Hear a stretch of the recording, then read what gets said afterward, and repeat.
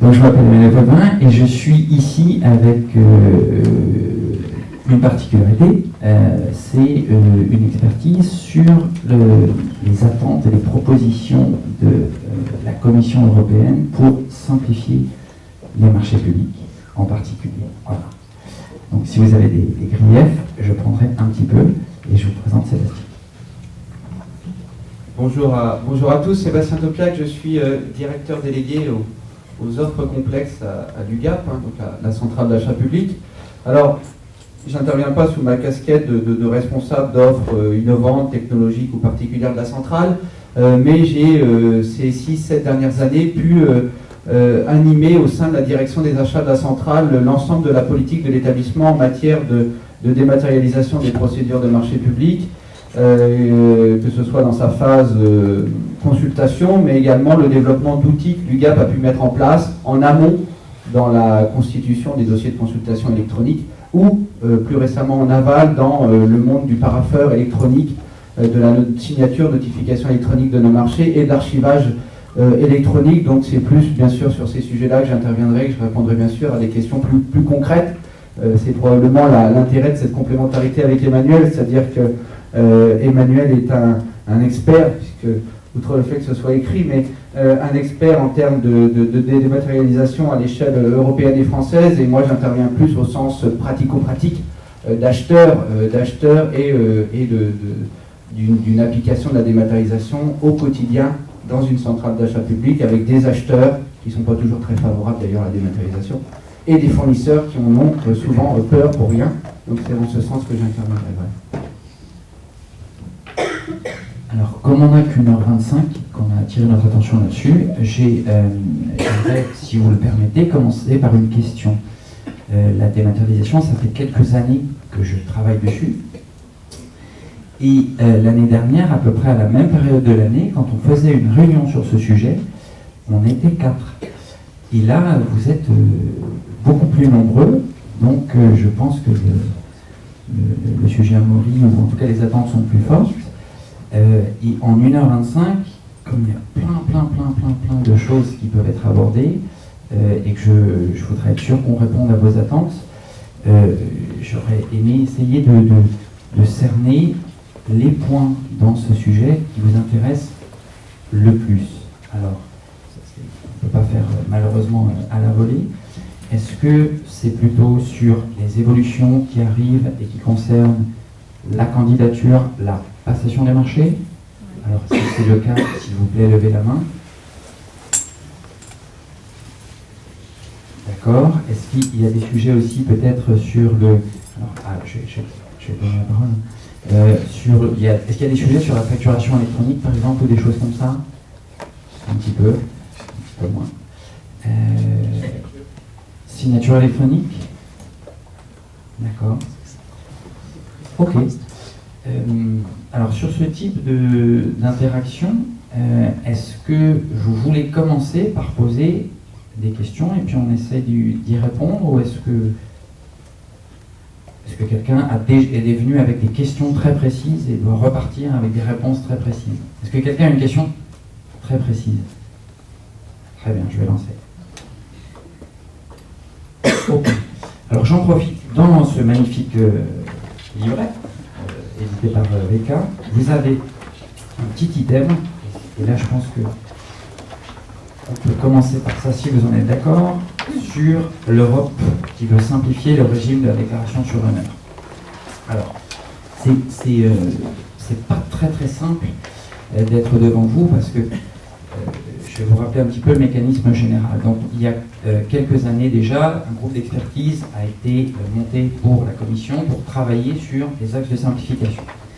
Donc, il a travaillé, il a proposé un rapport, et puis ce rapport a été intégré pour partie dans une directive, et cette directive est transposée dans les lois nationales, en particulier en France, au goutte à goutte. Et donc, les acheteurs publics découvrent par des publications, notamment de la DAJ, par des textes, par des échanges, par des consultations, des petites bribes qui peuvent paraître confusantes ou en tout cas peu claires, et qui donnent pas une très belle image de la simplification. Donc moi, ce que je vous propose aujourd'hui, c'est de vous parler du DUM. Est-ce que vous avez entendu parler du DUM? Est-ce que quelqu'un a une idée de ce que c'est?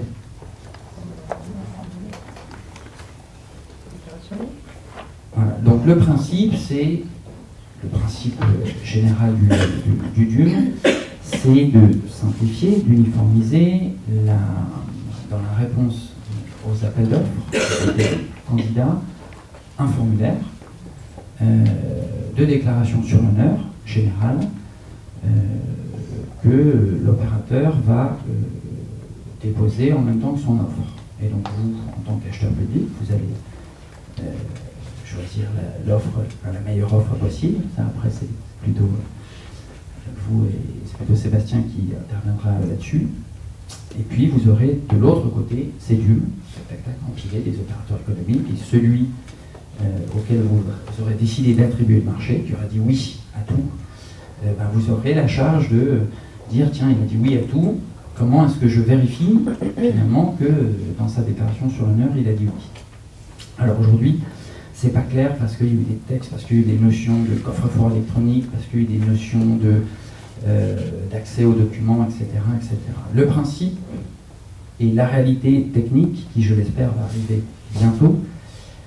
Alors bientôt, c'est pas tout de suite, ça va arriver. C'est quand vous allez préparer votre marché, vous allez choisir un certain nombre de critères. D'accord, certains critères sont définis dans un cadre européen, d'autres critères sont définis plus précisément dans le cadre français, en tout cas dans le cadre du Code des marchés publics, avec peut-être des nouveaux critères qui vont apparaître d'insertion, de responsabilité sociale, environnementale, et puis des critères qui vous sont propres. Donc vous allez choisir vos critères dans votre outil, alors qui peut être un profil acheteur, qui peut être... voilà, vous avez pas mal d'outils à votre disposition, et donc vous allez cocher vos critères. Tac, tac, tac, tac. Ces critères, le fait que vous ayez choisi ces critères, vont générer une sorte de modèle qui est la première étape du DUM, c'est celui que vous allez, en tant qu'acteur public, générer. D'accord, c'est vous qui générez le premier DUM, en disant voilà, c'est ma liste de critères, si vous voulez. D'accord. Et cette liste de critères, elle sera publiée en même temps que votre appel. D'accord. L'opérateur économique, il va voir votre marché, il va répondre, et puis il va prendre votre DUM, et donc une liste de critères vide, d'accord, avec le nom de l'acheteur, avec l'ensemble de ces critères. Donc lui, il va le prendre, il aura des outils, ou pas, dans un premier temps, mais il aura des outils gratuits que mettra à sa disposition la Commission européenne, notamment un outil qui sera sur e-Certis, qui lui permettra de prendre ce DUM. Donc imaginons l'équivalent d'un fichier Excel avec une liste comme ça, qu'il mettrait dans son outil. Et dans son outil, on va lui dire voilà, en face de ces critères, tu vas devoir trouver un certain nombre d'éléments. Donc c'est les critères habituels que vous connaissez, il n'y a pas de révolution au niveau de ces critères. C'est les mêmes qu'aujourd'hui vous retrouvez, article 45, article 46 du Code, c'est les mêmes critères. Alors après, l'évolution de ces critères, c'est en même temps que les évolutions du Code et les évolutions de la société, avec sans doute un renforcement des critères au niveau de la responsabilité sociale et des choses comme ça. Et donc lui, en face de ces critères, il va mettre ces éléments, il va remplir son DUM, et si le marché lui est attribué, eh bien, il renverra son DUM rempli, il y aura des hyperliens. Donc les hyperliens, c'est des adresses web sur lesquelles il va dire voilà, quand vous cliquez sur ce critère, pouf, en cliquant sur ce lien, vous aurez accès à mon justificatif. D'accord? Donc le principe, c'est vous choisissez les critères, vous les éditez, l'opérateur économique reçoit son DUM, il le met dans un outil qui lui dit en face des critères, les pièces qui sont attendues, tac, tac, tac, tac, tac. Il aura tout un tas de possibilités pour dire ce document-là, vous pouvez aller le chercher sur un site de l'État. Il y a des initiatives extrêmement intéressantes, le MPS, il y en a plein qui vont arriver, qui sont proposées là. Vous pourrez aller chercher mon document ici, ou il aura son propre outil. Alors, d'où l'intérêt du coffre-fort électronique, en disant voilà, j'ai mis toutes mes pièces, moi, dans ce coffre-fort, cliquez ici, puis vous aurez accès à mes pièces. et puis il vous l'enverra, et donc vous, de la même façon, vous aurez une capacité d'évaluation automatique ou semi-automatique de ces critères. Voilà. Donc le DUM, c'est tout simplement un facilitateur. Vous n'aurez plus à éditer, vous aurez juste à choisir vos critères, et puis un outil va générer automatiquement les demandes de pièces, et l'opérateur économique aura lui aussi une interface dans laquelle, en face de ces critères, on va lui demander de déposer des pièces, et il déposera ses pièces.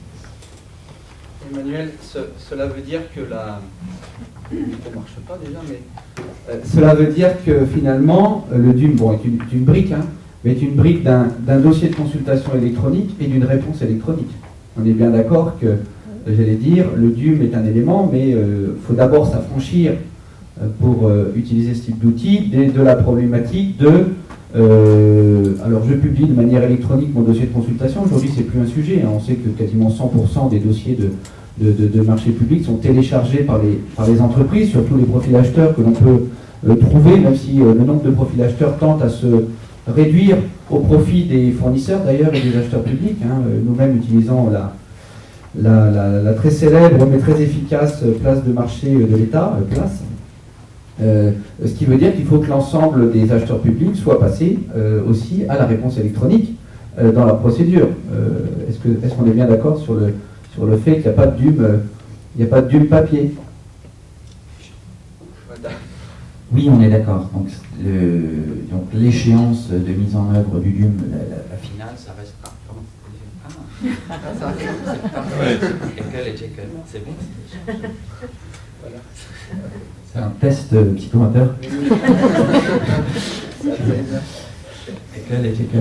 Oui, donc attention, je bouge plus. Effectivement, quand on parle de DUM, on ne parle que de consultation et de réponse électronique. D'accord? Et le DUM, il part de chez l'acheteur public, il arrive chez l'opérateur tac, et il renvoie chez l'acheteur. L'acheteur a donc un processus d'évaluation automatique. Alors, excuse-moi, et inversement pour l'entreprise, il faut que l'entreprise également réponde par site électronique. Tout à fait. C'est pour ça que c'est un des sujets du jour, c'est qu'on est dans un monde complètement dématérialisé. C'est-à-dire qu'il n'y aura pas, il n'y a pas vocation de l'entre-deux. En soi, la transposition dans l'univers physique aurait très peu d'intérêt par rapport au DCE actuel. Oui. Ça, cette condition de dématérialisation du DUM, elle n'est pas dans le décret du 26 septembre. C'est vrai. Aucune obligation n'est faite de mettre le DUM dématérialisé, de répondre par DUM dématérialisé. Hein. Avant 2018, vous avez raison. Et donc si le DUM sort, là, puisqu'il y a un projet qui a été soumis, qui est imbuvable, entre guillemets, s'il sort pendant le premier trimestre, qu'est-ce qu'on fait? Alors, je peux vous rassurer, il ne sortira pas pendant le premier trimestre. Non, alors, je sais plus. Est-ce que vous m'entendez comme ça? Ouais. Oui.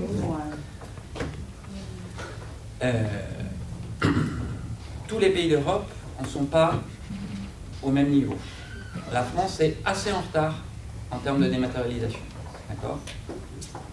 Et donc, il y a des pays pour lesquels la mise en œuvre du DUM électronique sera plus évidente, plus rapide et très attendue.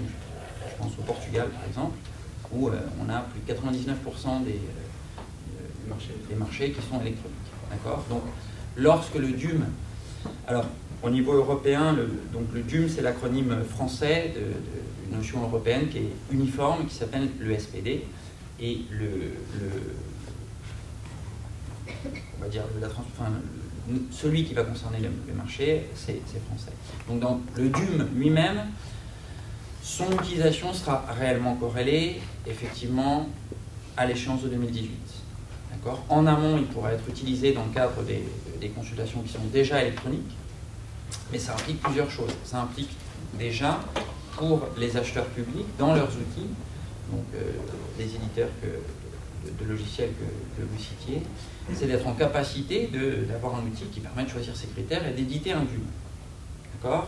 Donc, dans le plan de route de cette brique fonctionnelle qui va être mise à disposition des éditeurs français notamment, on n'est pas avant la fin d'année, le début d'année prochaine. Actuellement, on est en termes d'implémentation et de preuve de concept. J'ai une double casquette, je suis par ailleurs éditeur de logiciels et je travaille pour Icertis sur la mise en œuvre concrète et technique de cette réponse. Donc, il n'y aura pas de flou entre les deux périodes, c'est-à-dire qu'on pourra répondre comme on le fait aujourd'hui, et puis quand on passera à l'électronique, à partir de 2018, le DUM sera imposé de lui-même dans la procédure. Franchement, un truc que je ne comprends pas. L'État français n'était pas au courant de cet aspect des choses pour s'être empressé à transposer le DUM sans qu'il sorte et faire naître la confusion dans l'esprit de tout le monde. Alors, ça m'est difficile de répondre pour l'État français, mais en fait, c'est important de... encore une fois, on est asynchrone au niveau européen. C'est-à-dire qu'il y a une réglementation qui arrive et honnêtement, la France est assez en retard sur la démat. Alors, peut-être pour répondre à votre question, outre le fait que pour les centrales d'achat, d'ailleurs, l'obligation soit 2016 et pas 2018, hein, donc la volonté de l'Europe était d'ailleurs probablement aussi de profiter de ces très gros acteurs de la commande publique en Europe, puisque d'ailleurs nous, GAP, on rencontre régulièrement nos homologues européens, qui sont d'ailleurs paradoxalement pas toujours les plus en avance sur la dématérialisation. Autant la France semble être en avance sur ces sujets-là au travers de certaines de ces régions d'ailleurs, hein, on voit bien la région Bretagne, la région Bourgogne, qui sont des régions très en avance dans la dématérialisation. Bon, l'UGAP est aujourd'hui à 100% de réponse électronique obligatoire, hein, à ces procédures de marché public depuis 1 an. Je crois que l'État français s'est fait un petit peu, alors là je parle peut-être en tant qu'établissement public sous tutelle, mais c'est un peu fait rattraper par la dématérialisation, c'est-à-dire qu'il faut quand même se souvenir que la dématérialisation des procédures, on en parle depuis que je suis arrivé à l'UGAP, et je suis arrivé en 2001. Donc depuis 2001, on parlait de la dématérialisation des appels d'offres, des procédures, et je pense que l'État français a tout fait d'ailleurs au travers d'un certain nombre de transpositions de textes ou de négociations avec Bruxelles pour retarder le plus loin possible l'obligation pour les acheteurs publics français de la dématérialisation. Ça surprend toujours nos homologues européens. Enfin, on était à une conférence il y a encore quelques mois à Lisbonne.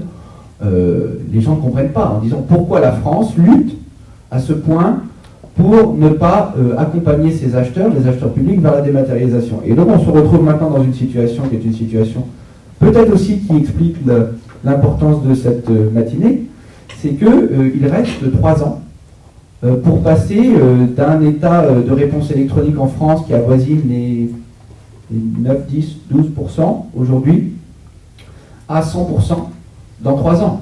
Et l'expérience que l'on a, nous, de l'UGAP, de la dématérialisation, pour tout vous dire, en 2012, on était à 11% de réponse électronique à l'UGAP. En 2013, on était à 35%. En 2014, on était à 80%. 90 même, et on sera cette année à 100. Alors, c'est pas parce que les fournisseurs se sont épris de la réponse électronique. C'est parce qu'à un moment, il faut se poser la question en tant qu'acheteur public. Je mets un peu le sujet des travaux à part, hein, qui est un vrai sujet de problématique de la réponse électronique, même s'il y a des solutions. Mais sur les fournitures et services, j'allais dire, beaucoup d'acheteurs publics, alors l'État, il travaille énormément, l'UGAP l'a décidé, c'est d'imposer à un moment la réponse électronique dans les procédures. On a vécu, nous, par expérience, pendant 1 an et demi, la réponse semi-dématérialisée, j'appelle ça. C'est-à-dire que vous lancez des appels d'offres et vous avez à peu près la moitié des réponses qui est en électronique, parce que les fournisseurs sont plutôt sensibles, déjà impliqués, puis vous avez l'autre moitié des plis qui est papier. Ça a été une catastrophe pour nous à gérer. Vous gérez 2 processus de réception, 2 processus de commission, 2 processus de courrier, d'échange, démat égale courrier démat, papier égale courrier papier. Je ne vous parle pas de la fin. Un coup, j'amène le pouvoir adjudicateur un marché à signer électroniquement. Un coup, je lui amène un marché à signer papier. Un coup, j'archive papier. Un coup, j'archive électroniquement. Donc, je pense qu'on est dans cette phase actuellement où vous avez une montée en puissance de la réponse électronique des fournisseurs parce que des grands donneurs d'ordre publics français, nous mais d'autres, des régions sont en train actuellement d'accélérer, des conseils généraux, ce qui veut dire que les fournisseurs ne vont pas rester longtemps dans une sorte de réponse à 2 niveaux. Pour les fournisseurs, ça coûte très cher d'avoir un process de réponse papier, un process de réponse électronique. Donc on voit une poussée actuellement des réponses électroniques, ce qui veut bien dire que ça va accélérer chez vous et chez tous les acheteurs publics une certaine, je ne voudrais pas dire obligation parce que ça ne doit pas être vécu comme une contrainte, mais une certaine opportunité à accélérer en interne les processus de réception d'offres électroniques, de flux électroniques, de notification électronique par le pouvoir adjudicateur, de convaincre le contrôle de légalité. Nous, on a eu la chance d'avoir un contrôleur d'État qui nous a d'ailleurs poussé vers la dématérialisation, puisqu'il voulait toujours signer à distance, puisqu'il vise nos marchés à distance. Tout ça pour dire que ça ne se fait pas en un mois, ça ne se fait pas en un an, et qu'il faut que l'ensemble des métiers ou des directions de l'établissement public concerné soient convaincus. C'est-à-dire qu'il ne faut pas que le comptable ou l'agent comptable à la fin dise moi ton marché électronique j'en veux pas. On a le cas actuellement sur un opérateur de l'État qui veut passer à la dématérialisation, mais son agent comptable dit non, moi le marché électronique n'a pas de valeur légale. C'est plutôt surprenant. Donc voilà, donc tout ça pour dire que 2018 c'est demain, que le DUM n'est qu'une brique finalement, n'est qu'un élément. Le DUM n'est pas la réponse électronique, n'est pas la dématérialisation des procédures, c'est une brique qui arrive. Je pense que la France, on est dans le contexte, vous le voyez bien, l'actualité nous montre, de simplification, on veut tout simplifier. Alors peut-être que l'objectif recherché ne sera pas atteint, mais en tout cas, on veut tout simplifier. On a une pression actuellement sur la commande publique, nous on le voit, on a une pression sur l'accès des PME à la commande publique, sur l'innovation, sur l'achat durable, sur l'achat social, et ce qui veut dire que l'État a finalement, par peut-être cette transposition un peu maladroite ou rapide du DUM, voulu peut-être faire prendre conscience aux acheteurs publics qu'il était maintenant temps d'y aller. Et qu'il ne faudrait pas investir d'énormes frais en assistance à maîtrise d'ouvrage, puisque ça peut finir comme ça début 2018, pour dire il nous reste plus de 10 mois, vite, passons à la dématérialisation. Ça ne peut pas être vécu, ça ne peut pas être subi comme sujet. Ça ne peut être qu'accompagné, développé en interne, et je pense qu'il faut s'y mettre. Certains dans la salle, je pense qu'ils sont déjà d'ailleurs, certains nous le diront probablement, mais il faut s'y mettre dès maintenant. Des réactions, des questions. Et dans la salle, par exemple, quelles sont les personnes qui sont aujourd'hui, non pas en attente de cette contrainte, mais plutôt volontaristes par rapport à la dématérialisation, qui dans sa collectivité, a déjà pris le sujet, le taureau par les cornes, s'est dit, moi, ça y est, je commence à imposer la réponse électronique. Est-ce qu'il y a dans la salle des gens qui sont déjà dans cette perspective, ou pas du tout Alors, Mounir me montre quelqu'un que... la dématérialisation, ça se revendique. Faut pas avoir honte. Faut pas avoir honte de dire que je suis passé à la démarche, je suis désolé, on m'a obligé. C'est une opportunité. D'ailleurs, pourquoi, on peut poser la question d'ailleurs finalement, pourquoi à votre avis l'Europe ou la France accélère autant le sujet de la dématérialisation? Quelles en sont les raisons? Pourquoi passer d'un stade de volontarisme à un stade d'obligation à votre avis? Quelle est l'idée sous-jacente de la dématérialisation? Pourquoi on le fait finalement? À votre avis, pourquoi l'UGAP, un matin, s'est dit on va tout dématérialiser? Pourquoi un acheteur public comme nous avons décidé de le faire? Mais je ne sais pas. Je ne sais pas. Nous qui utilisons d'ailleurs des coffres-forts électroniques depuis 2009-2010, donc alors on l'a d'abord fait, puisque Emmanuel réagit, on l'a d'abord fait, au début, il faut le dire, dans un souci de sécurité juridique. C'est la première raison pour laquelle on l'a fait. On a été très précoce avec l'utilisation d'e-attestation en 2010, donc l'automatisation des attestations sociales et fiscales via ce prestataire, parce qu'on était exposé à ce risque du Code du travail, de la non-vérification tous les 6 mois, de nos obligations de vigilance. Donc, pour tout dire, souvent l'acheteur public le met d'abord en place dans des soucis de sécurité. Une signature électronique est beaucoup plus sûre qu'une signature manuscrite sur un acte d'engagement.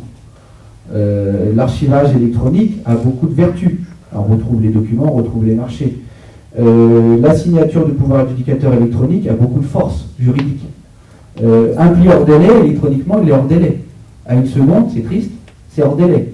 Combien de fois je me suis vu, moi, dans le hall de l'UGAP, avec des fournisseurs arrivant 2 minutes en retard, et vivre des grands moments de solitude, ou de risque d'ailleurs aussi, parce que vous imaginez bien, quand vous répondez à des marchés de plusieurs millions d'euros, ça fait bizarre de vous entendre dire vous êtes en retard de 2 minutes.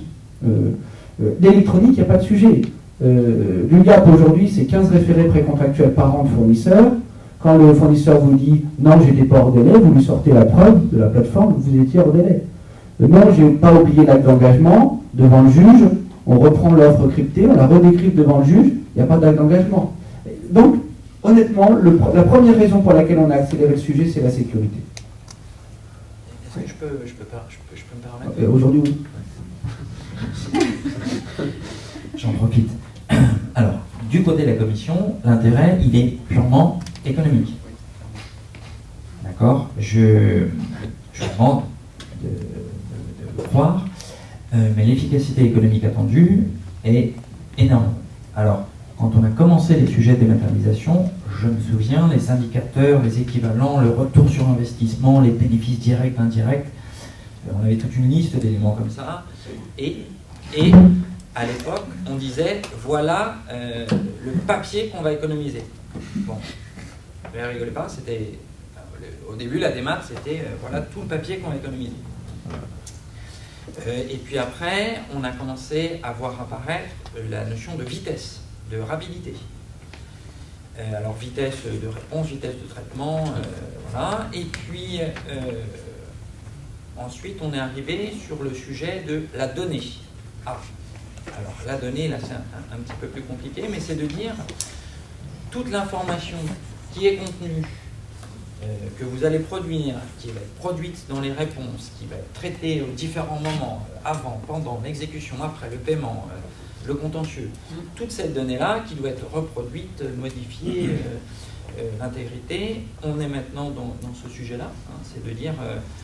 une donnée, une fois, fiable, mise à jour automatiquement, qui va servir l'ensemble des personnes concernées. Parce que la démat, donc, on a un accès très commande publique, mais la démat, c'est déjà un mot obsolète.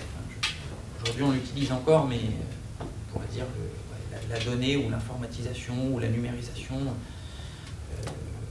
c'est comme si on disait... Le SMS, c'est la démat d'un courrier physique, ça paraîtrait un petit peu décalé aujourd'hui, on est de moins en moins épistolaire, et puis quand on a quelque chose à envoyer, finalement le média, la forme a moins d'importance. Donc l'idée de la donnée, qui en ce moment est là, c'est d'avoir de la donnée disponible à tous les acteurs, donc ceux qui doivent rédiger, les acheteurs, le contrôle de gestion, le paiement, la direction. Aujourd'hui, si tu le permets, dans notre exemple, les premiers sujets, c'était comment est-ce que je contrôle un cabis ou une attestation URSSAF. Je ne sais pas si vous avez encore ces sujets-là. Quand on a commencé, c'était ça. Comment est-ce que je vérifie que... voilà. Aujourd'hui, la question n'est plus là. La question est plutôt de dire, tiens, dans la cartographie des opérateurs économiques qui ont répondu à mes consultations, lesquels sont des TPE, lesquels sont des PME, on commence à travailler intelligemment. Quel est mon impact à moi en tant qu'acheteur public en termes d'emploi local sur un territoire? Voilà. Le fait qu'on ne soit plus arrêté sur de la donnée contenue dans un support papier qu'on doit vérifier, qu'on doit contrôler, qu'on doit archiver, qu'on doit transmettre, qu'on doit indexer, dont on doit se servir d'un point de vue juridique, d'un point de vue technique, d'un point de vue financier, c'est de dire cette donnée, elle est en plus directement intégrée dans des outils que tous les interlocuteurs vont pouvoir utiliser, réutiliser, faire évoluer pour proposer des vrais gains achats. Tiens, on n'a pas le temps aujourd'hui, mais c'est de se dire, on se pose la question des PME, des TPE, mais peut-être qu'une approche aujourd'hui de regarder, tiens, quelles sont la typologie des opérateurs économiques auxquels j'attribue les marchés par famille d'achat, par exemple. C'est une réflexion qu'aujourd'hui très peu de gens sont capables de mener et qui en fait est très pertinente. Voilà, c'est cet aspect données disponibles, données fiables, qu'on va pouvoir utiliser dans plein d'outils, qu'on va pouvoir réutiliser pour tous les acteurs de la chaîne, tous ceux qui en ont besoin. C'est l'enjeu principal, avec des économies substantielles qui ont été mesurées. Alors, puisqu'on parle d'économies mesurées, peut-être un retour d'expérience de l'UGAP, c'est vrai que on ne peut pas dire obligatoirement qu'on a économisé des euros directs. C'est-à-dire que nous, centrale d'achat, on a plutôt réussi à absorber la croissance d'un établissement comme le nôtre à effectif constant. Ça a été l'expérience que l'on a en 6-7 ans. C'est-à-dire qu'on a aujourd'hui, l'UGAP, c'est à peu près 2 milliards d'euros d'activité par an. C'était 400 millions il y a 15 ans. Notre direction financière et comptable traitait il y a 7-8 ans 500 000 factures par an. elle en traite aujourd'hui 900 000, mais avec le même effectif. Ce qui veut dire qu'aujourd'hui, 600 000 de nos factures sont dématérialisées fiscalement. Ça ne veut pas dire que les gens se sont mis à travailler la nuit et le jour. Ça veut dire qu'aujourd'hui, une facture qui est dématérialisée, elle est contrôlée rapidement, elle est payée rapidement, et donc ça concourt à la performance achat. Un fournisseur payé bien et vite va vous le rétribuer dans vos gains achats, dans votre performance achat. Donc nous, on a plutôt le sujet des 3,30 à l'UGAP, c'est-à-dire qu'on a gagné en moyenne 25 à 30% sur un appel d'offres ouvert. Par expérience aujourd'hui, on y a gagné du temps puisqu'on a supprimé la commission d'ouverture des plis. Les plis étant tous électroniques, il n'y a pas de raison de réunir 10 personnes dans une salle pour s'assurer que les enveloppes sont pleines. De réponse, de documents bien sûr à l'appel d'offres. Ce qui veut dire qu'aujourd'hui la commission d'ouverture des plis à l'UGAP, c'est l'acheteur et le juriste, 2 personnes. Pas de réunion, pas d'outlook, pas d'agenda, pas d'organisation. Les plis sont là, ils sont ouverts. Et s'il y a un doute, la direction de l'établissement va reprendre le pli crypté, le réouvrir. Mais il y a une confiance, acheteur. Le juriste a plutôt un rôle sur la vérification de la signature électronique du candidat, qui reste un élément clé bien sûr de la validité de l'acte d'engagement. Mais l'acheteur est seul. Ensuite, il y a tout le travail d'analyse qui est mené par l'acheteur, bien évidemment, aujourd'hui totalement électronique, ce qui nous a obligés à des investissements informatiques. Investissement PC, double écran, écran post-informatique, écran plus grand. Parce que quand vous faites de l'analyse d'offres uniquement sur écran, l'idée n'étant pas de rematérialiser en interne toutes les offres papier qu'on avait évité de recevoir. Parce que ça, c'est la grande idée aussi. C'est de se dire, d'où le problème du papier d'ailleurs. On risque de faire plus de papier qu'on en enlève avec la dématérialisation. Donc l'acheteur, nous, énormément d'accompagnement et de formation au dépouillement électronique. C'est aujourd'hui plus de parapheur papier, puisqu'on a remplacé le parapheur papier, donc on n'attend plus que les gens soient dans leur bureau. Visa à distance, lecture à distance des documents, signature à distance des documents. Donc énormément de temps. Contrôle automatisé des attestations sociales et fiscales. On ne perd plus les 10 jours aujourd'hui que l'on perdait avant la notification pour recevoir les pièces sociales et fiscales, puisqu'on utilise la solution e-attestation. Notification électronique du marché. Archivage électronique du marché, la direction juridique, la direction financière et comptable ont immédiatement accès au marché. Donc ça, c'est 30% de gain de temps sur un appel d'offres en moyenne de 8 mois. Vous gagnez un mois et demi. Pendant ce temps-là, vous faites d'autres marchés. L'autre 30%, ça a été sur l'évolution des métiers. On avait à l'UGAP 45 assistants acheteurs, assistants administratifs de 50-60 acheteurs. Aujourd'hui, 15 d'entre elles, puisque ce sont historiquement principalement des femmes, 15 d'entre elles viennent d'être promues à l'UGAP acheteurs-rédacteurs, ce qui veut dire qu'on fait monter en compétences et en intérêt, et aussi sur d'autres critères bien évidemment, 15 personnes qui passaient leur temps, à suivre des parapheurs, à faire des photocopies. Donc il y a aussi un enjeu social de la dématérialisation, c'est bien de promouvoir des gens et de les accompagner. Alors ça n'a pas été simple, ça s'explique. Donc il y a beaucoup de conduite du changement, il faut que la direction soit très impliquée, parce que tout dématérialiser, si vous ne changez pas les métiers, si vous ne changez pas les postes, si vous ne changez pas les profils, ça peut aussi être un problème. Les 30% qui restent, c'est le célèbre 30% de la recherche. Il faut savoir qu'aujourd'hui, chacun d'entre vous ici passe à peu près, sans le savoir, 30% de son temps à chercher quelque chose.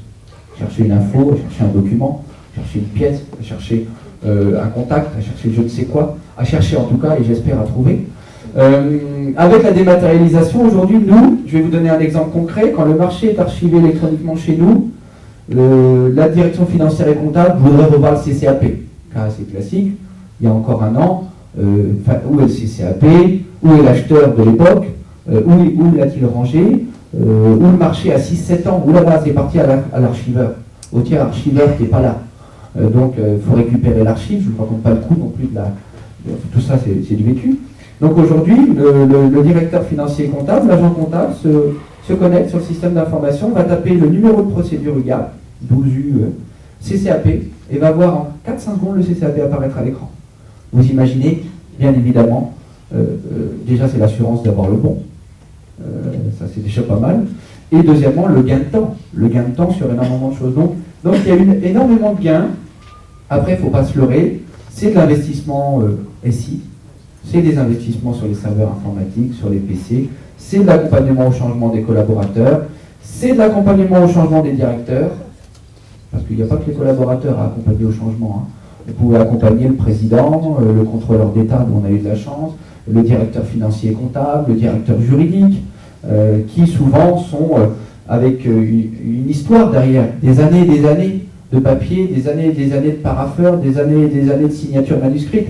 Et ces gens-là, parfois, proches, on l'a connu, c'est pour ça que je lui ai dit beaucoup d'humour, mais proches du départ, ne comprennent pas que 6 mois, 1 an et demi, 2 ans avant la fin, alors pas la fin de leur vie, mais la fin de leur vie professionnelle, on leur amène une clé USB, un truc bleu qui ne ressemble pas à un Mont Blanc, qui ne ressemble pas à un stylo plume, qui ressemble pas... Et on leur dit maintenant tu vas signer avec ça.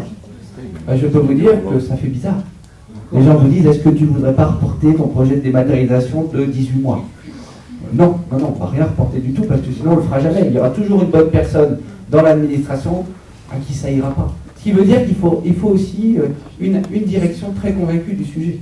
Il ne faut pas juste que ce soit l'acheteur ou le directeur des achats ou le chef de département ou le juriste. Et ça, oui.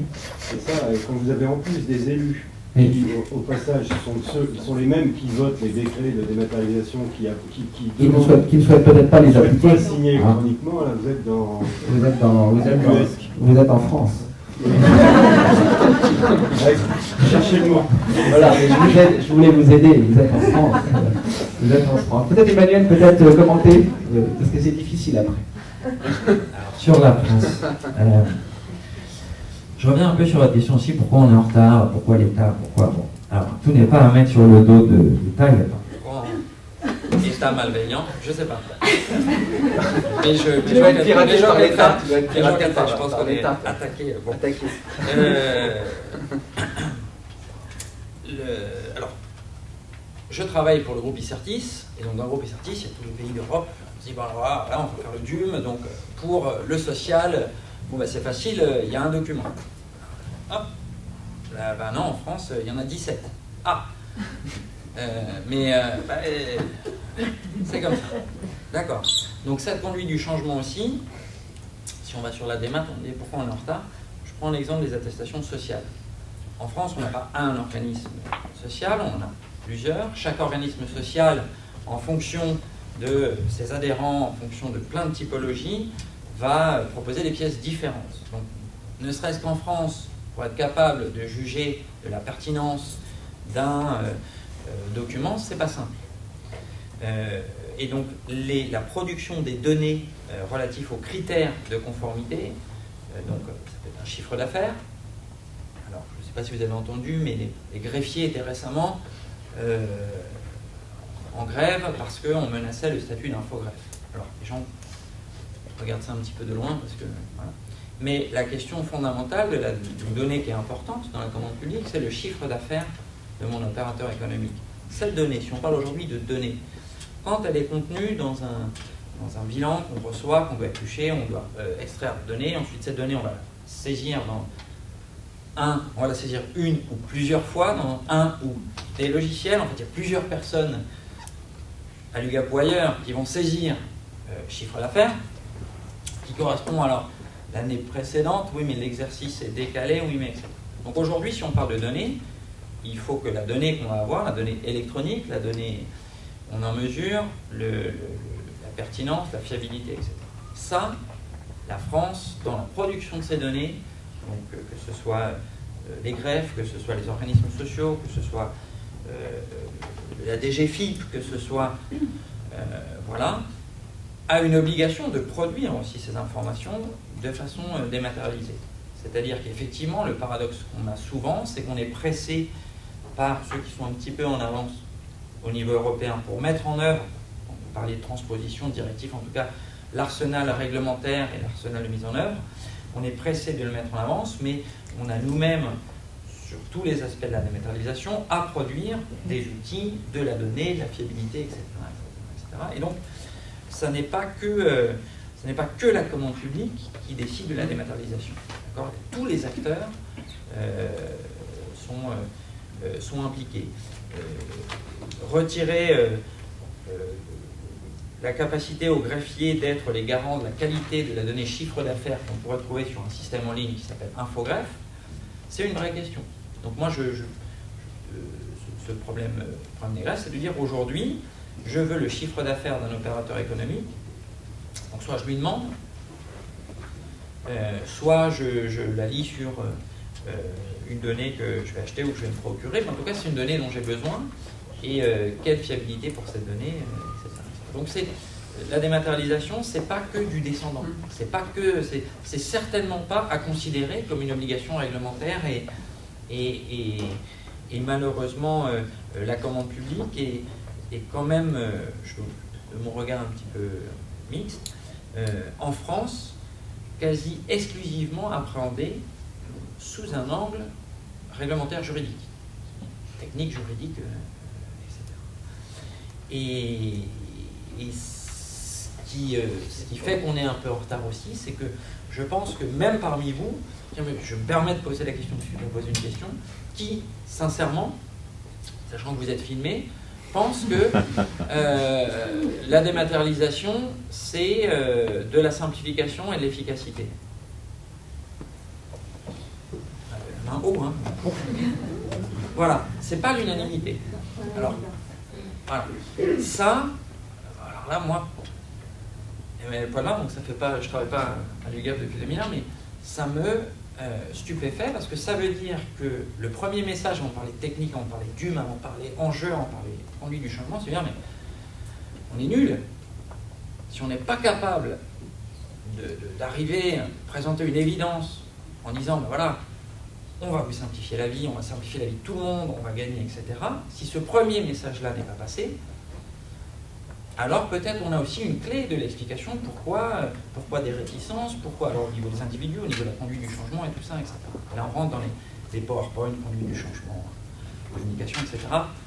On s'en fiche. Mais ce message qui est pour moi une évidence parce que je travaille dedans, parce que voilà, il n'est pas passé. Donc dans cette assemblée, je peux comprendre que tous ceux qui n'ont pas levé la main se disent oh là là, qu'est-ce qu'on va avoir comme transposition, qu'est-ce qu'on va avoir comme nouvelles contraintes, qu'est-ce qu'on va avoir comme nouveaux changements. Et là c'est l'usage, il n'y a que l'usage qui pourra répondre. Oui, des questions. Ça pose la question de l'authenticité des documents quand même qui nous sont transmis. Parce qu'avec l'outil informatique, on peut quand même classifier un certain nombre de documents facilement. La confiance numérique. Bien sûr. La confiance numérique. C'est comme la confiance dans ce micro. Alors, la confiance numérique. Alors, on ne va pas rentrer dans le fond du sujet, mais la confiance numérique, c'est un problème juridique et technique. Donc, techniquement, je ne vais pas rentrer dans les capacités informatiques d'automatisation et de contrôle d'intégrité, d'authenticité, etc. des documents. Il y a des mécanismes, ça s'applique pour les documents, pour la signature électronique, pour plein de choses sur l'intégrité du document. Donc là, c'est des réponses techniques, mais sans rentrer dans la réponse technique, la question est juridique. Est-ce que vous avez apporté cette vérification, ce mécanisme d'authenticité? C'est là que la numérisation ou la dématérialisation ou je sais pas, vous apporte un confort. Je ne sais pas si vous parlez en tant qu'acheteur public, mais c'est que quelque part c'est l'outil, c'est plus vous en tant que personne, c'est l'outil qui dans ses prérogatives, dans son cahier des charges, dans son niveau d'engagement, l'outil que vous utilisez, qui peut être mis à disposition de plein de façons, vous pouvez acheter, etc. C'est l'outil qui lui doit proposer ces mécanismes d'automatisation, de contrôle, etc. Et donc, la question du contrôle n'est plus sur l'acheteur public, mais sur l'outil, sur les moyens mis en œuvre. Et là, je vais venir avec une casquette. L'Europe a lancé des programmes d'investissement majeurs de recherche et développement pour mettre à disposition de l'ensemble des acteurs, donc vous qui serez les destinataires finaux, mais principalement les éditeurs de solutions, des briques fonctionnelles, utilisables, intégrables, qui permettent de contrôler l'authenticité d'une signature électronique, d'éditer, de contrôler l'intégrité des documents électroniques, de maîtriser, alors c'est peut-être un sujet sur certains d'entre vous, pas forcément souvent, mais de maîtriser la correspondance entre les documents des différents pays, les langues, d'éviter les problèmes de compréhension, donc les problèmes de traduction, l'Europe est en train d'investir pour proposer des briques intégrables qui répondent à ces problèmes d'identification. Est-ce que la personne qui a signé le droit de signer, etc., etc. Donc il y a un grand programme qui s'appelle e-Sense, qui est financé très sérieusement, avec des montants colossaux et qui accélère chaque année, et qui propose, et c'est ce que vous verrez, la mise à disposition d'outils réels et pragmatiques que vous allez pouvoir utiliser. Donc on n'est plus dans des concepts, on n'est pas, voilà, un outil pour vérifier les signatures. Voilà. Un outil pour gérer mes certificats, voilà, qui vont être mis à disposition et qui sont financés par l'Europe qui prend quelque part la responsabilité en disant si vous utilisez cette brique, vous n'avez plus ces problématiques juridiques. Techniques. Excusez-moi, j'avais promis au... Je voudrais qu'on passe un peu au cas plutôt des offres, parce que là on Oui. a parlé des candidatures, de choses qui sont finalement assez facilement normalisables ou identiques. Mais quand on passe aux offres qui sont chacune uniques, et notamment vous parlez du cas des travaux, c'est ça qui m'intéresse plus spécifiquement, où chaque offre est différente, où il y a un traitement d'analyse qui ne peut pas être automatisé.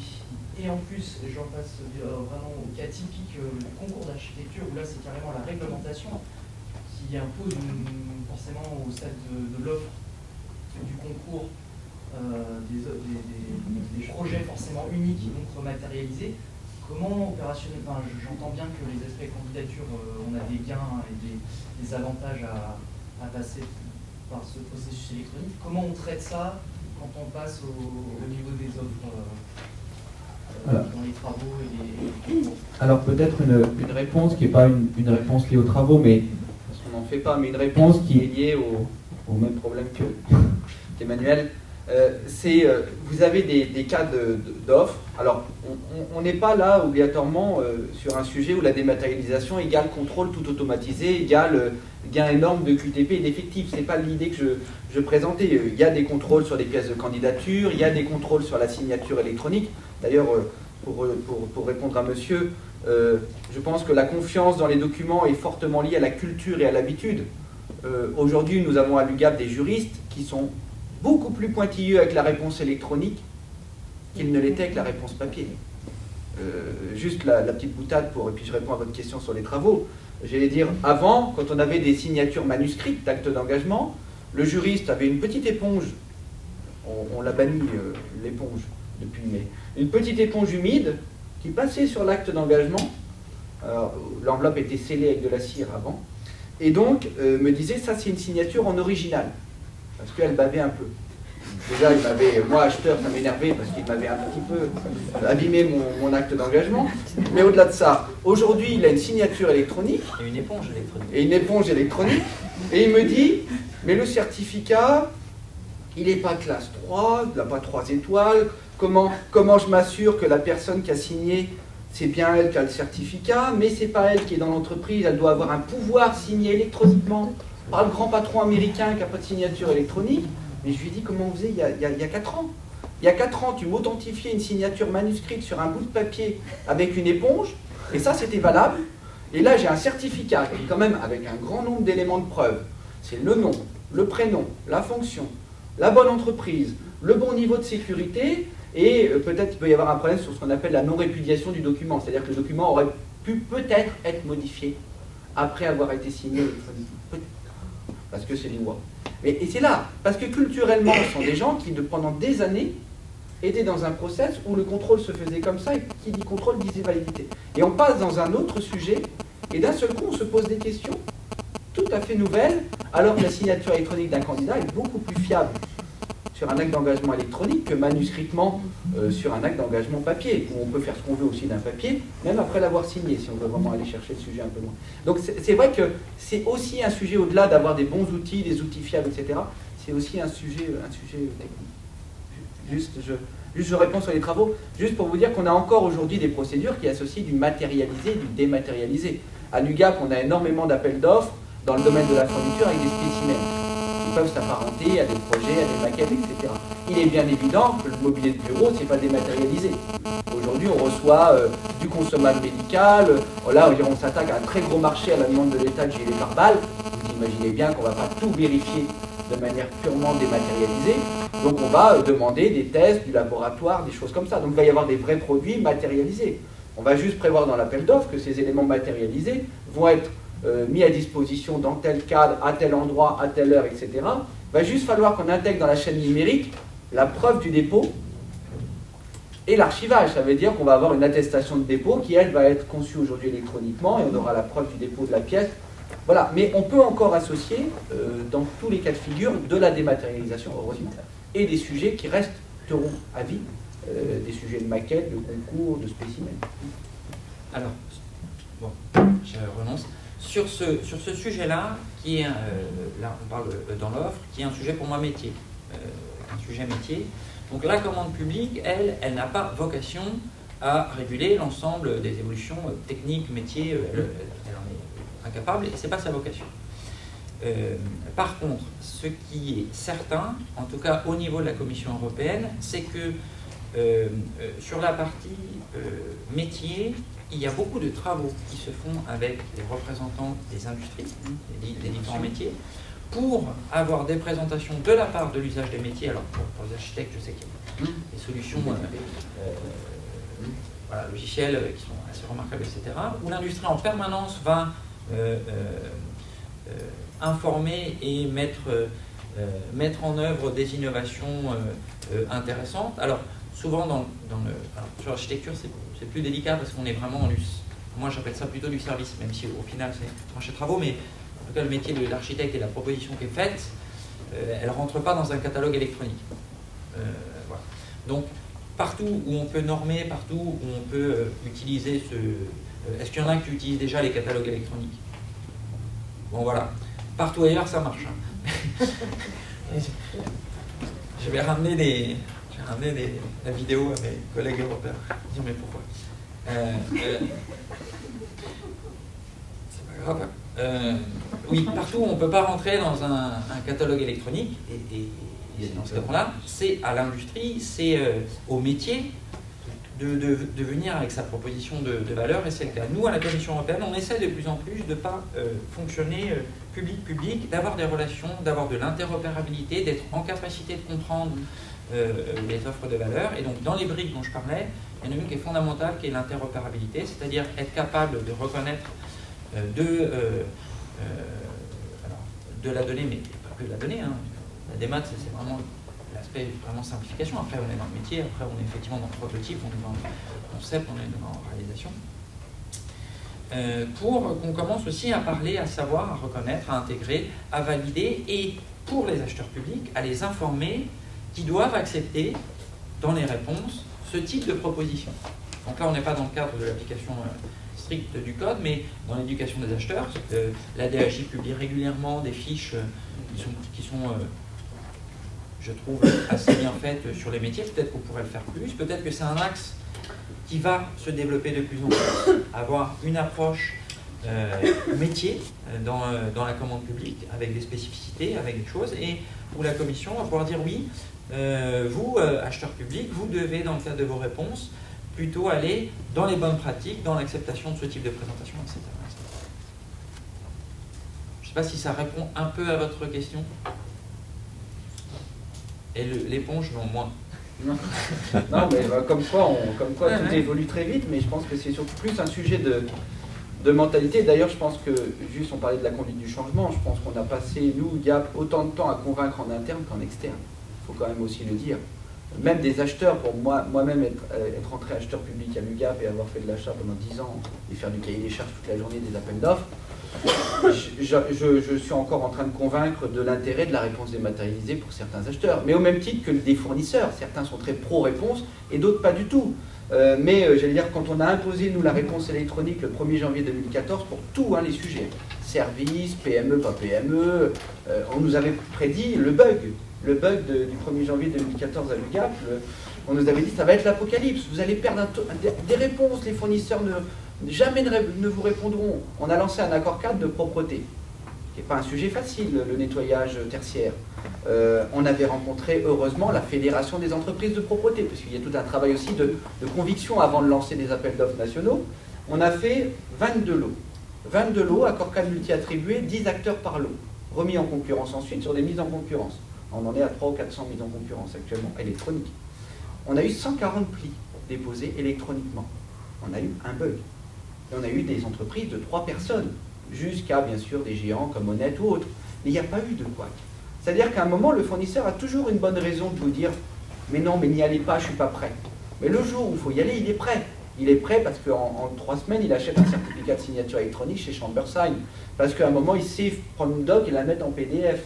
Et donc voilà, il n'y a pas de... Je pense qu'il y a beaucoup plus de freins psychologiques que de freins techniques tels qu'on veut souvent les mettre en avant parce que c'est l'occasion où c'est plus facile de dire c'est la faute de la technique que j'ai pas envie. Vous avez pardon, une question, je crois, soit sur mon éponge, C'était par rapport justement à la signature électronique et la signature manuscrite. Oui. Donc on s'aperçoit, enfin, je sais pas, moi je suis responsable d'un service marché public dans une collectivité en 94. La signature manuscrite, tout le monde l'a entre guillemets identifié. On considérait que c'était quelque chose de certain. On avait, je sais pas, Jean-Pierre Martin et une signature qui ressemblait à du Martin. Oui.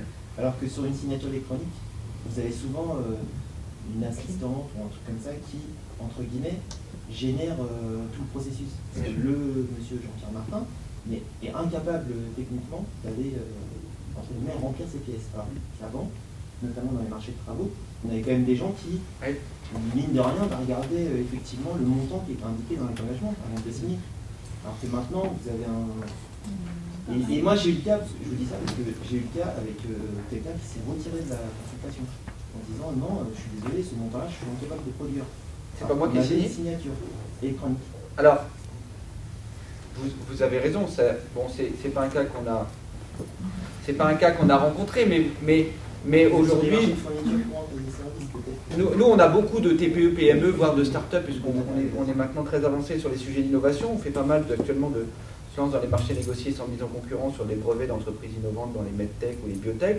C'est de toutes petites entreprises. C'est-à-dire que ce sont des gens qui achètent un certificat. Je suis le patron d'une boîte de 3 personnes. Alors après, c'est vrai que tout ça, c'est de la responsabilité aussi.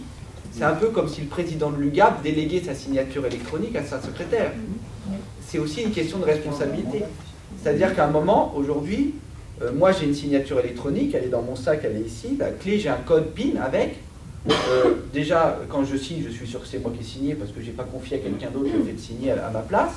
Mais c'est vrai que des fournisseurs ont eu tendance à dire « j'ai vu le dossier, il est bon pour moi, merci à l'assistant de le signer électroniquement ». Mais ça ne relève pas d'un problème de dématérialisation, ça relève d'un problème d'organisation, de process dans l'entreprise. C'est-à-dire que la signature électronique ne se donne pas. C'est pas quelque chose, c'est quelque chose qui a beaucoup de valeur. J'allais dire, le niveau de sécurité d'une signature électronique fait que ce n'est pas le certificat d'une entreprise globale, ce n'est pas l'entreprise X qui a un certificat pour tous les salariés. Voilà, donc nous aujourd'hui, clairement, on s'assure que la signature électronique, c'est bien celle de quelqu'un qui est habilité à engager l'entreprise, électronique ou pas électronique.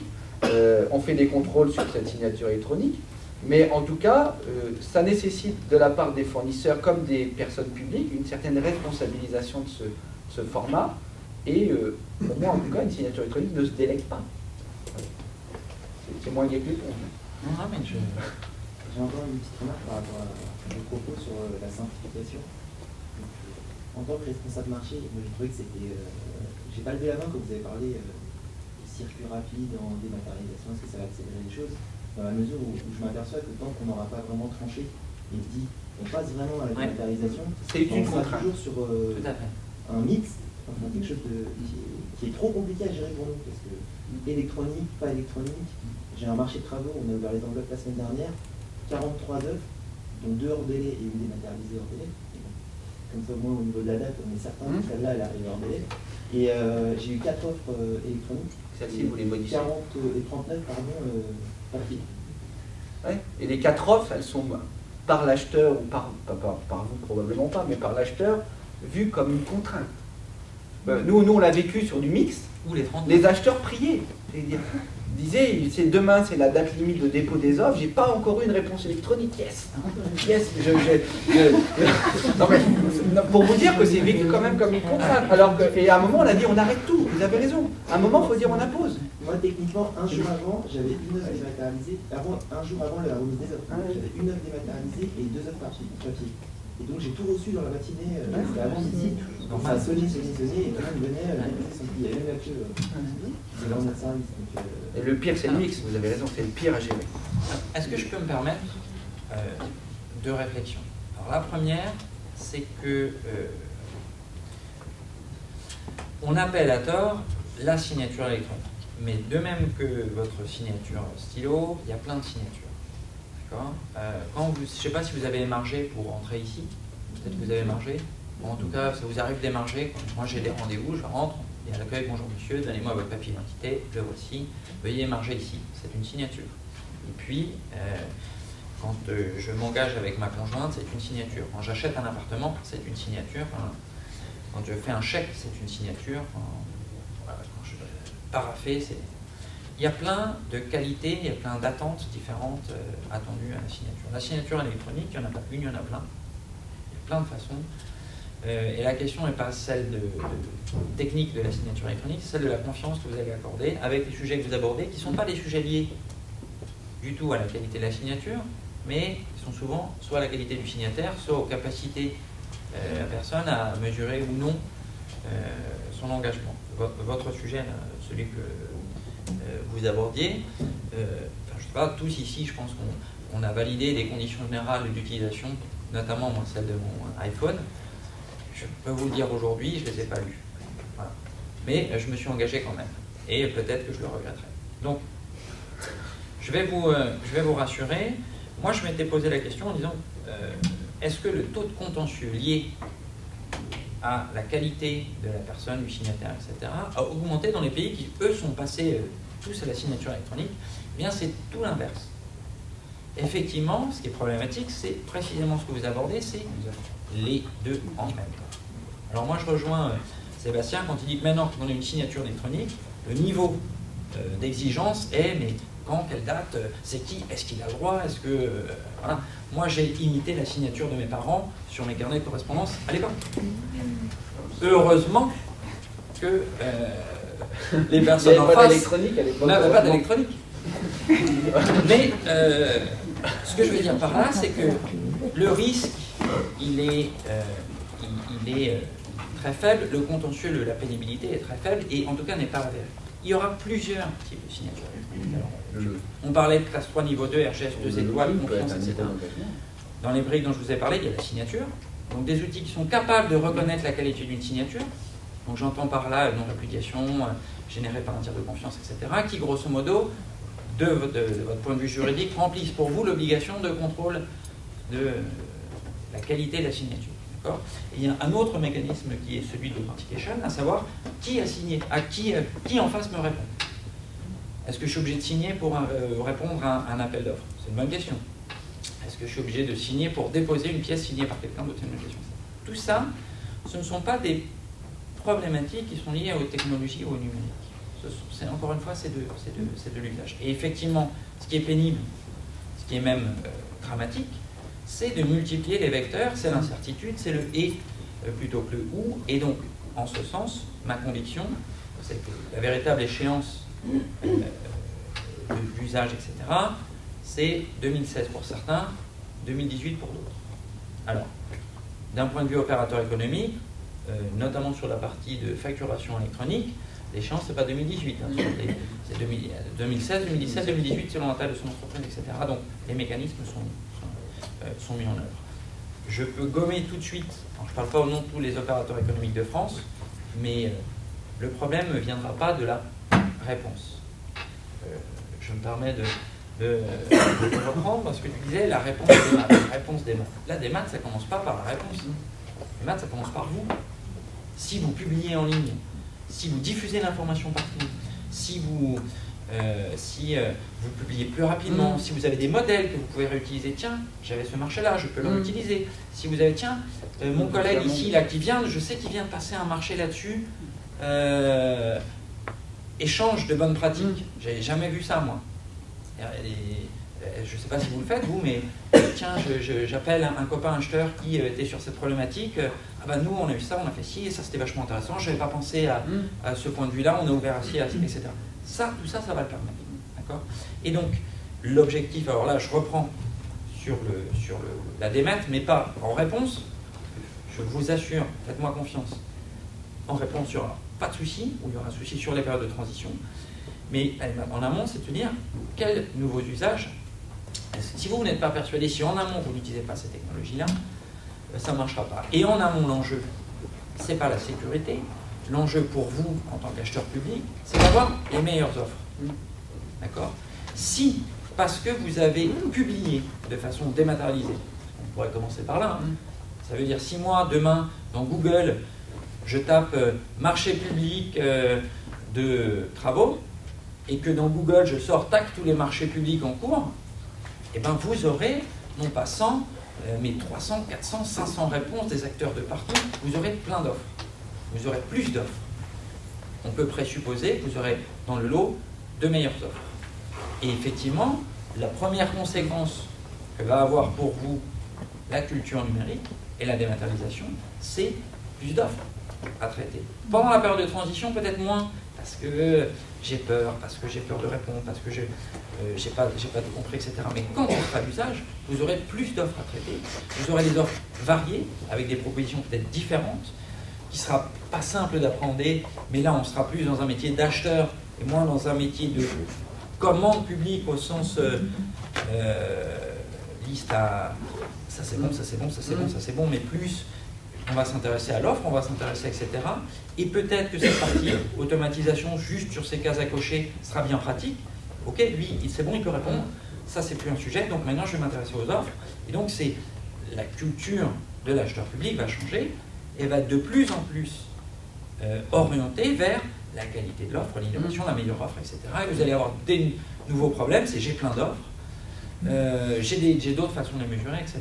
Et finalement, la partie automatisation ne s'applique que à ce travail à moindre valeur ajoutée de est-ce qu'il a le droit de signer, est-ce que j'ai tous les papiers, Oui, etc. Qui n'apporte, alors intellectuellement, peut-être qu'il y a des gens passionnés par la lecture de ces documents, mais qui n'apportent pas grand-chose. Donc vous, ce que vous voulez, c'est plus d'offres et c'est de meilleures offres. C'est ça l'enjeu principal de la toute première étape.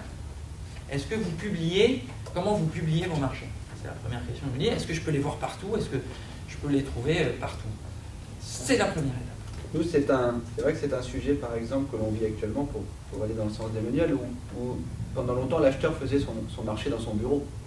Aujourd'hui, l'ensemble des acheteurs de l'UGAP ont accès en temps réel à l'ensemble des travaux de tous les acheteurs. C'est-à-dire que l'ensemble des acheteurs peuvent consulter l'ensemble des travaux de tous les acheteurs, y compris les juristes d'ailleurs. Ce qui veut dire qu'à un moment, quand on se dit « tiens, mon collègue est en train de travailler sur tel sujet, je vais aller voir ce qu'il fait ». Le juriste va aller voir le travail du juriste du bureau d'à côté par la dématérialisation. On va reprendre des éléments de clause, des choses. Tout ça, c'est du gain de temps. Alors c'est vrai que nous, on a connu une hausse du taux de réponse. La dématérialisation a favorisé la visibilité, ce qui n'est pas toujours bien perçu par tous les acheteurs d'ailleurs, pour vous dire, parce qu'on aide, nous, certains acheteurs publics à intégrer la plateforme Place, et certains me disent, mais cette plateforme est formidable, elle nous donne énormément de visibilité. Mais j'en voudrais pas trop. Ah, j'avais pas compris l'idée. Parce qu'avant, j'avais 4, 5, 6, 7 réponses. Maintenant, ça va être vu partout, peut-être même en Europe demain. Ah oui. Et donc, moi, je vais me retrouver avec 50 réponses. Qu'est-ce que je fais avec tout ça? Avant, j'en avais... Ça, c'est du vécu d'acheteur. C'est sûr qu'on aime bien ne pas en avoir qu'une. Parce que c'est délicat. On aime bien en avoir quelques-unes, mais on n'aime pas avoir arrivé sur un lot 35 réponses. Parce que là, c'est pas que la charge de travail, c'est que c'est très compliqué à analyser, etc. Donc, nous, on a connu beaucoup de réponses et de nouveaux formats de réponses. Les fournisseurs, par l'électronique, ont commencé à remplacer des mémoires techniques interminables. Des classeurs entiers, des camions qui reculaient devant l'UGAP pour livrer le pli. On a connu ça, des cartons entiers, les gens pensaient qu'on gagnait à la quantité. On a convaincu que c'est la qualité de la réponse, c'est pas le nombre de cartons qui primait. Aujourd'hui, on a des vidéos. Et on en tient compte juridiquement. Alors la seule chose que l'on ne peut pas prendre juridiquement sont des liens hypertextes. Parce qu'un fournisseur qui vous répond dans un marché public avec un lien vers un serveur, je n'ai pas l'assurance que ce qu'il y a sur le serveur ne bouge pas tous les jours, puisque je ne maîtrise pas ce serveur-là. Mais il va me mettre une vidéo, il va me mettre des illustrations, il va me mettre peut-être des petits modules de communication. Je me permets d'interrompre tout de suite. Voilà, on prend un cas concret. L'UGAP me dit, moi je ne vais pas chercher sur un URL. La question c'est pas l'URL, la question c'est pas comment, la question c'est pas, c'est est-ce que au moment de la réponse il a mis un truc, est-ce que ça a changé depuis. Voilà. La technologie répond à ça très facilement. C'est Non, dans le détail, mais Voilà, Mais ça serait mieux d'ailleurs, ça serait mieux, parce qu'aujourd'hui, c'est vrai que il faut surtout pas aller sur la quantité, mais bien sur la qualité. Madame. Juste par rapport au lien URL, c'est quand même quelque chose qui est possible, qui va l'être de plus en plus pour l'aspect candidature. Alors oui, Voilà. oui, pour l'aspect. Je parlais pas pour l'aspect candidature. Je parlais pas de la candidature. C'est vrai qu'aujourd'hui, on a des juristes qui se sont modernisés, qui se sont modernisés, ou certains étaient déjà très modernes parce qu'on les a recrutés comme ça, et qui étaient très ouverts aux vidéos déjà. Pas très simple les vidéos, les vidéos, les images, etc.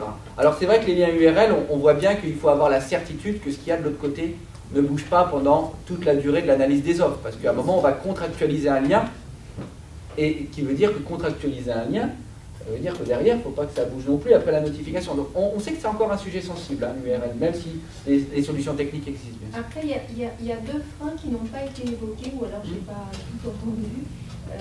Côté personne publique, le frein de on ne va pas de suite et rapidement au total dématérialiser, c'est aussi le souhait pour la personne publique de respecter le principe de la liberté d'accès à la commande publique, ce qui n'est pas, je dirais, toujours évident pour des petits artisans, des petites entreprises qui n'auront pas géré la faculté financière de s'équiper pour ce faire. Après, bon, voilà, on va vers une popularisation de ces équipements, donc c'est quelque chose qui devient de plus en plus accessible, mais c'est un frein qui n'est pas négligeable.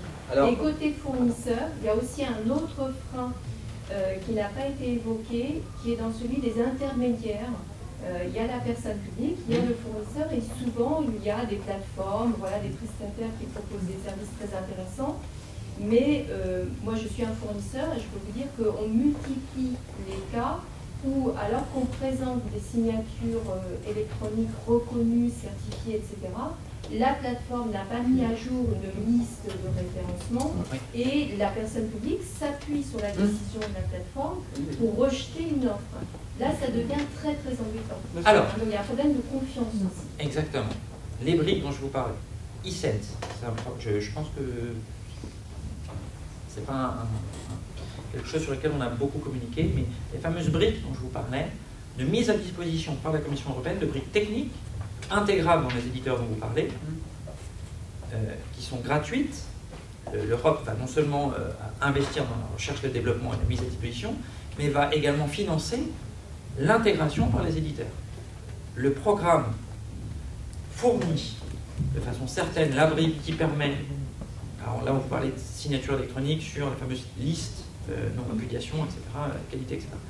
Cette fonctionnalité est intégrée, elle est fournie gratuitement, et en plus la Commission finance l'intégration par les plateformes de cette brique chez les éditeurs. Mais elle n'oblige pas. Si ? Non. C'est ça le problème aujourd'hui. Alors, si vous voulez, je répondrai à ce débat. Est-ce qu'on doit imposer ? Est-ce qu'on doit... Parce que la plateforme avait l'application de résultats. Elle est quand même... Exactement. C'est-à-dire qu'au final, c'est l'exigence des clients de la plateforme qui va provoquer l'intégration ou non par la plateforme. C'est-à-dire que alors moi, en tant qu'éditeur, je suis pas un éditeur de plateforme au sens pas de profil acheteur, mais on a une brique fonctionnelle qui est intégrée à peu près chez tous les profils acheteurs, etc. Mais c'est bien ce que demande le marché qui va faire que l'éditeur fait ou non. Alors si en plus c'est gratuit, c'est fonctionnel et qu'on est financé pour le faire, c'est plutôt de l'incitation que coercitive.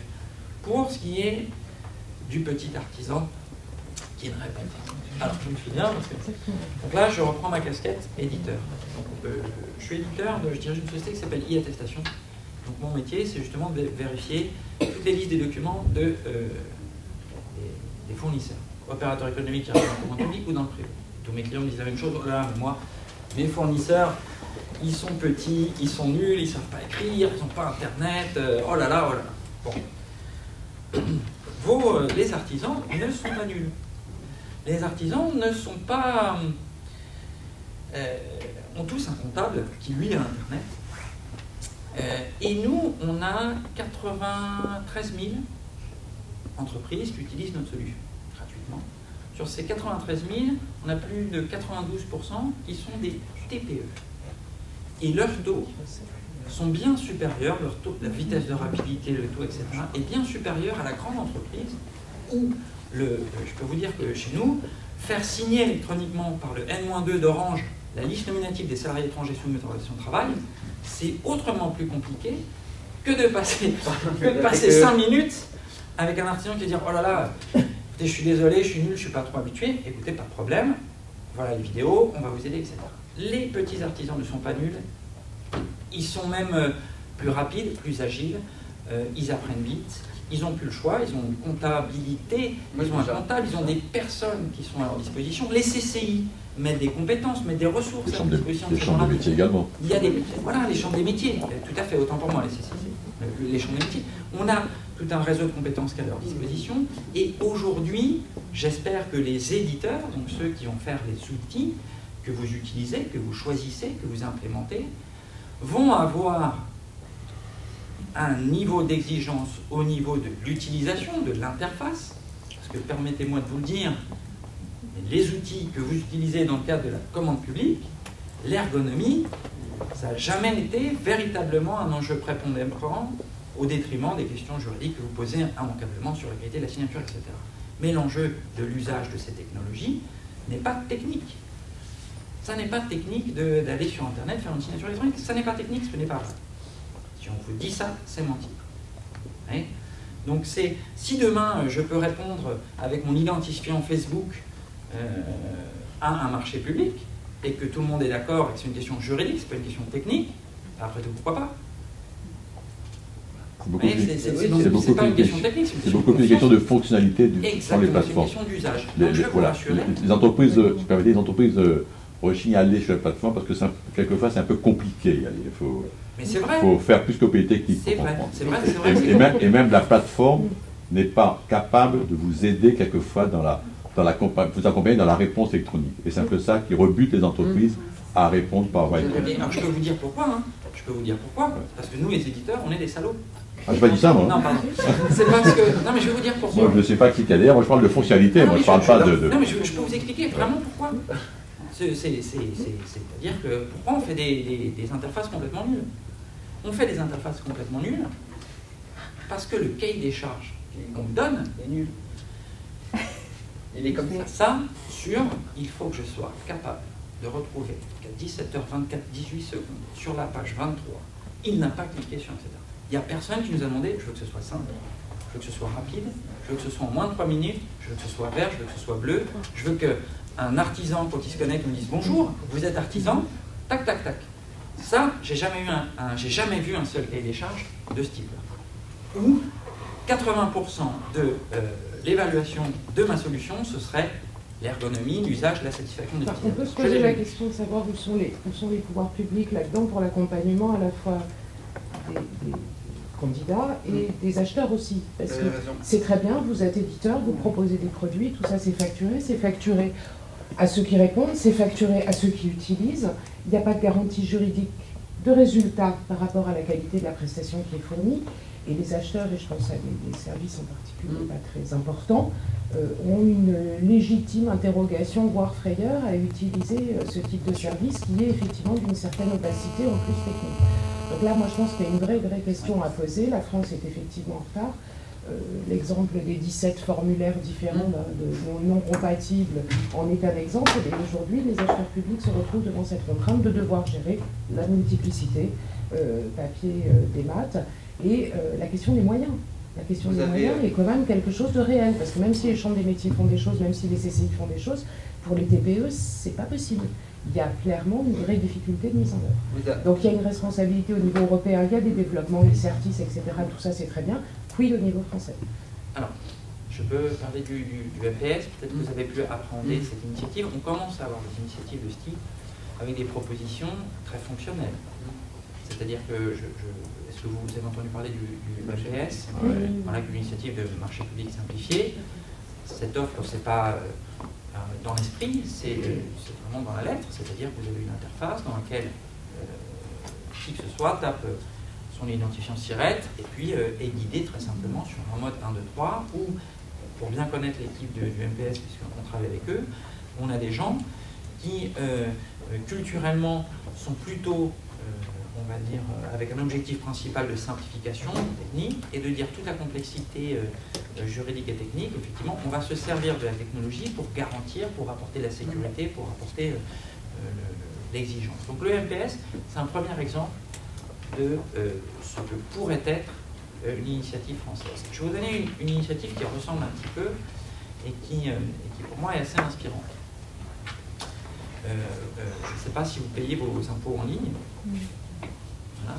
Moi, j'ai commencé à payer mes impôts en ligne au tout début.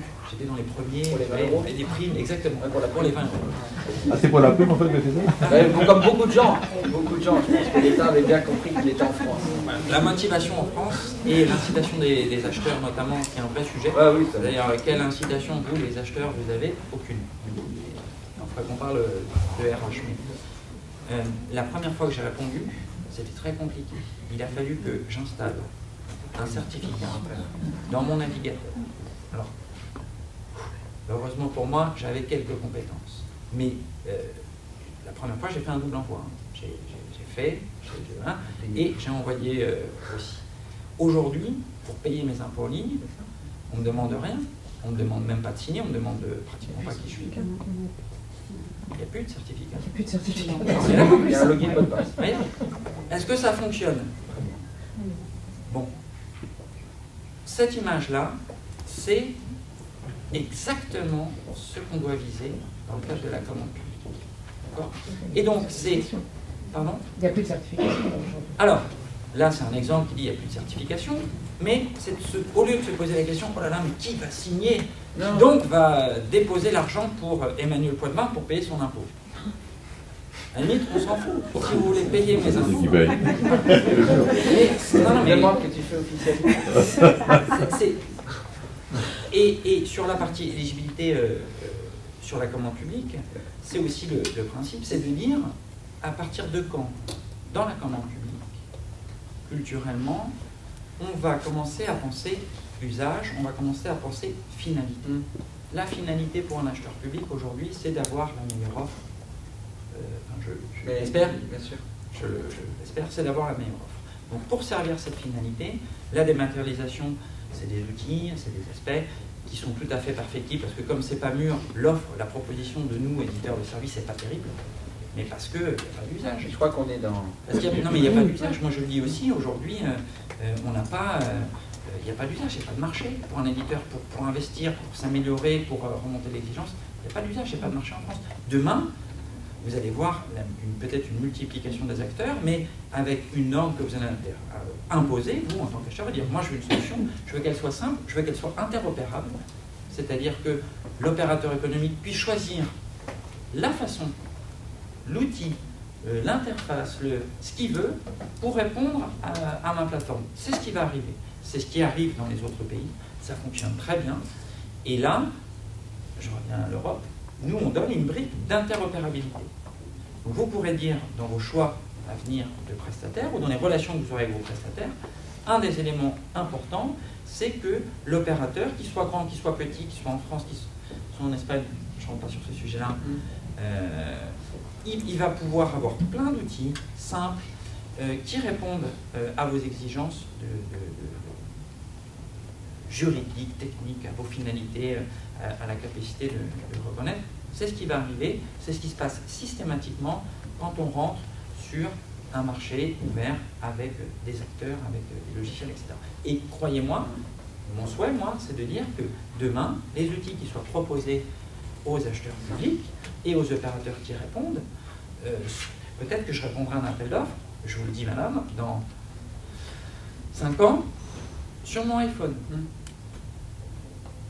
C'est ça, moi, que j'ai en tête quand on est à la Commission européenne, quand on se dit, il faut que les... Ah, je vous sens dubitative. Oui, parce qu'on gère pas mal de travaux et... Oui, non, mais pas alors, sur les travaux, je dis pas sur tous les sujets, évidemment. Je dis pas sur tous les sujets, mais en tout cas, dans les marchés de travaux, que la partie juste éligibilité à la commande publique... Ça c'est réglé, enfin ça on peut dire que c'est quasi réglé. Merci de votre confiance. Et non, mais je vois que ça y est, vous l'avez accepté. Si on a gagné quelque chose ce matin, c'est que vous dites oui, ok, la partie évaluation, ça y est, c'est gagné. Donc ça, c'est déjà... La partie candidature. La partie candidature. Mais... Excusez-moi. Pardon. Je voulais vous interroger en tant qu'éditeur de e-attestation sur l'évolution de votre logiciel par rapport au projet, au décret de simplification qui a été publié, et par rapport au futur, puisque maintenant, actuellement, vous allez chercher auprès du fournisseur ou auprès du prestataire les justificatifs sociaux et fiscaux. Par rapport au futur et par rapport au décret, c'est plutôt maintenant au pouvoir adjudicateur d'aller consulter une base de données ou d'aller dans l'espace de stockage du fournisseur ou du prestataire pour aller vérifier cela. S'il a autorisé dans son règlement de consultation, tout à fait. Voilà, et puis c'est un petit peu le futur quand même. Ouais. Donc comment vous envisagez, vous, en tant qu'éditeur et avec les personnes par exemple qui ont acheté votre logiciel, de pouvoir évoluer pour répondre à cette simplification? Alors, bon, je suis désolé, je suis interpellé sur un sujet un peu commercial, je ne sais pas si j'ai le droit, mais... répondez aussi non, il n'y a pas de... alors, ça vous intéresse beaucoup. Oui, non, mais j'entends bien. Votre vision pour y répondre. Alors, en fait, on intègre dans e-attestation la gestion du DUM et d'e-Certis dans e-attestation. Nous, le principe d'e-attestation, c'est que pour l'opérateur économique, c'est gratuit. C'est un principe qu'on a toujours eu. Donc aujourd'hui, concrètement, par rapport à ce qui se passe dans le relatif à la notion de, alors je ne sais plus comment ça s'appelle, solution de stockage numérique, je crois, dans le décret. L'idée est, je reviens sur mon DUM. Donc, vous, à la candidature, vous n'avez plus à traiter vous ne devriez déjà plus traiter les attestations, mais vous n'avez plus à les traiter. C'est au moment de l'attribution que vous avez cette obligation de vérification. Alors là, je voudrais savoir, parce qu'au niveau quand même juridique, on doit quand même vérifier que les éléments de la candidature sont corrects. C'est là où, enfin, c'est une interrogation quand même. Alors, en tout cas, si... alors, c'est pas la dernière directive, c'est même la première directive qui disait vous n'avez pas. Là, l'idée fondamentale du DUM, c'est de dire, c'est la confiance a priori. Au moment de la candidature, c'est l'offre et c'est le DUM. Vous allez me dire, oui, ça ne fait que décaler le problème. Oui, mais ça décale le problème sur 1, pas sur 40 réponses. Donc, au lieu de regarder 140 sessions, donc, vous n'aurez plus qu'à regarder le premier. On a dit, ok, je prends son DUM. Donc, techniquement, dans l'attestation, comment ça va se passer? Dans l'attestation, vous mettrez votre DUM. Donc, vous éditez votre consultation. Vous publiez. Ça a généré un DUM. C'est vous qui générez le DUM. Vous mettez votre DUM dans l'attestation. Clac. Et là, tous les critères sont remplis. E-attestation est connectée au MPS. Donc il y a déjà des pièces qu'on ne demande plus à l'opérateur économique. On va chercher auprès de l'administration fiscale, de l'administration sociale, des greffes, des tribunaux de commerce, c'est déjà le cas. Donc l'idée, c'est que vous, en fait, vous n'aurez plus forcément à utiliser l'interface de restitution d'e-attestation. Vous récupérez un DUM électronique. Je ne vais pas parler du format de fichier XML électronique que vous rentrerez dans votre plateforme qui sera capable de vous dire c'est OK. Et après, dans l'exécution, ça change rien. En fait, pas forcément de connexion à la plateforme, mais le DUM que votre fournisseur va vous renvoyer contiendra le fichier DUM, si vous voulez, appelons-le, imaginez un fichier Excel. Le fichier Excel contiendra les hyperliens vers les documents. Qui seront dans un coffre. Alors, après, dans l'exécution, ça change rien. C'est juste dans l'interface, c'est-à-dire que au moment de l'attribution, vous pourrez le faire dans l'attestation ou vous pourrez le faire dans votre profil acheteur ou dans votre... Ce qui ne change pas le sujet après les obligations de vigilance qui restent. Ça ne change rien à l'exécution, ça change rien au fait qu'il y a les opérateurs économiques auront encore des actions. Alors on ne va peut-être pas parler que d'e-attestation, même si je vous remercie pour la question, mais je propose qu'on se voit après éventuellement sur les questions. Ça veut dire que chaque fois qu'un opérateur économique répond à différentes plateformes, il faut qu'il dépose à chaque fois les documents. Non, il posera son DUM. Lui, oui, mais à chaque fois, à chaque plateforme. Ben en fait, chaque marché aura un DUM différent. Parce que le niveau d'attente du contenu peut être différent. En fait, c'est vous qui allez choisir, vous allez cocher vos critères. Donc, je reçois 3 DUM, j'ai un outil de gestion des DUM qui pourrait être e-attestation, qui pourrait être autre chose. Je prends mon DUM, donc pour le fournisseur, il prendra son DUM, il rentre dans l'attestation. Dans l'attestation, son DUM va être retranscrit en disant mais ça, comme il a aujourd'hui, qui s'appelle demande de document. Ouais. Il le met, on lui dit ton DUM est OK. Signature électronique du DUM, donc e-Certis, la Commission européenne, met à disposition une brique fonctionnelle qui va vous permettre, vous, de générer vos DUM, qui va permettre à l'opérateur économique de générer son DUM. Ouais. Elle sera nativement dans e-attestation. Et donc l'opérateur économique pourra dire ok, je prends mon DUM, tac tac tac, je mets mes documents, mon DUM est ok, pouf, je le signe électroniquement. Okay. Alors ça c'est la France qui va décider si je le signe classe 3 niveau 2 ou via Facebook. J'ai une petite idée de ce qui va être petit, mais... Et hop, je renvoie mon DUM qui contient des hyperliens. Il va falloir accepter les hyperliens dans le DUM. Et vous dans votre outil. Et à la limite, je vous dis, vous n'aurez plus à regarder les pièces. Parce que le DUM vous aura dit c'est ok, et si un jour il y a un... Finalement, vous c'est juste le DUM, ce sera votre coche verte aujourd'hui. C'est comme la boule. Voilà, donc merci Sébastien, merci Emmanuel. S'il y a des questions, peut-être après avec les intervenants directement. Donc 1h30 viennent de passer, ça passe très vite, hein, comme je vous l'avais dit. Donc si vous voulez aller plus loin, donc n'hésitez pas à regarder dans le petit manuel à partir de la page 13. Le reste des formations, peut-être, les services documentaires. Et restez connectés sur le site pour effectivement connaître les dates des futurs petits déjeuners sur les thématiques marché public et autres. Voilà, merci à toutes. Merci à